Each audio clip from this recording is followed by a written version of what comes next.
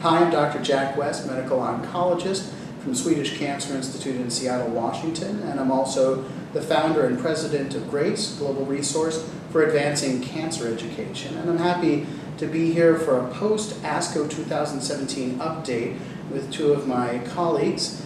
With me is Dr. Matt Gubens, who is Associate Professor in Medical Oncology, Specialist in Thoracic Oncology at the University of California, San Francisco, and Dr. Jyoti Patel, who is Professor in Medical Oncology at the University of Chicago in Chicago. Thanks for joining us. Thank you. Thanks for having us. So there was an interesting analysis done of another immunotherapy trial called OAK in previously treated patients, a second-line study randomizing the folks to either Tecentriq or atezolizumab, one of the other checkpoint inhibitors, or docetaxel, Taxotere, a commonly used, if not beloved, therapy in previously treated patients. And this showed a significant benefit for Tecentriq, which is now on the market and commercially available, approved for a broad range of patients regardless of PD-L1 expression. The analysis looked at a significant subset of patients, actually more than half the patients who were assigned to Tecentriq were able to and did stay on this agent after they technically met the criteria for progressing disease by the size of growing lesions or new spots. And this was based on a decision by the physician that they were benefiting. What it showed was that a minority of patients still had some improvement, even a few with further shrinkage later, a lot of patients with stable disease, and that they lived longer than the patients who did something else or got nothing else after that. So what do you take from this? And does this mean that we should be having everybody who starts with an immunotherapy, even first line, stay on it for longer and longer? Matt, what do you think?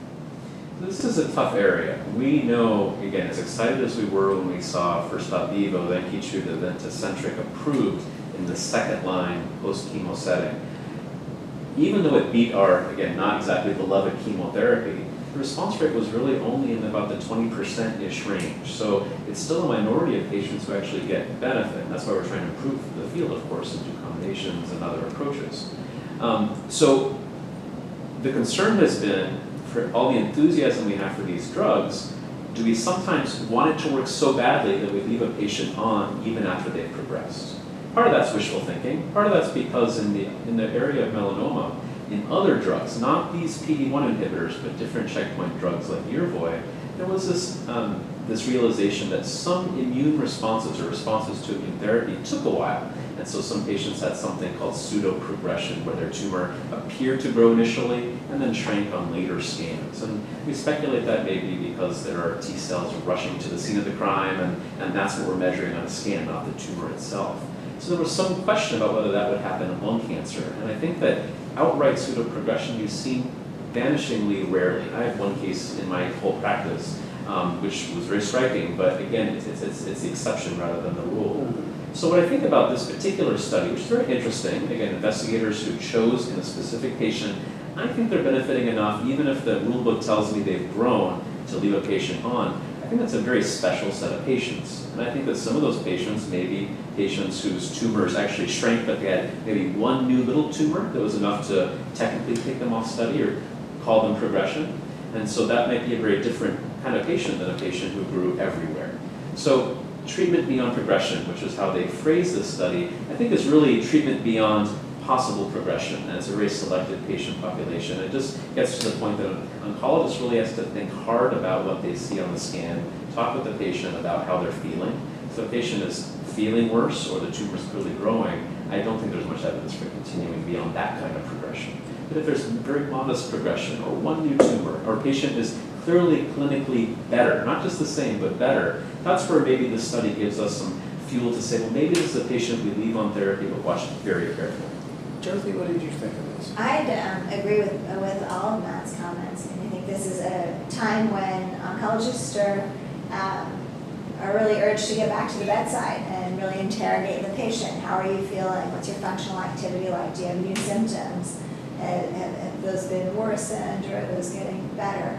In a patient who, in all other parameters, is doing well and improving, I think it's absolutely reasonable to consider perhaps treating a little bit more and doing another scan. There's all sorts of reasons on studies that patients can be called progression. One is a tiny new tumor.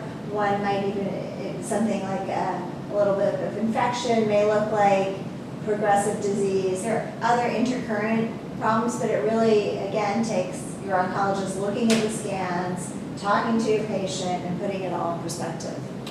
I think those are all very good points. Fact is, it was the majority of patients who were assigned to the immunotherapy who stayed on. So I don't know how many of them are really rare bird scenarios, but to me, I think it just is very different in the second line setting where we really don't have a lot of good subsequent treatment options compared with the potential danger of applying this earlier in first line, where if patients start with immunotherapy and are progressing, I think it would be a big mistake to have the majority of them stay on rather than switch to and potentially benefit more significantly from chemotherapy-based treatment, especially if, this concept of pseudo-progression, we know it exists, but we all generally feel that there's a great risk of overcalling it, and too many patients and doctors will overinterpret a worsening scan and say, oh, that's probably pseudo-progression. That could be a real mistake if we misattribute too often.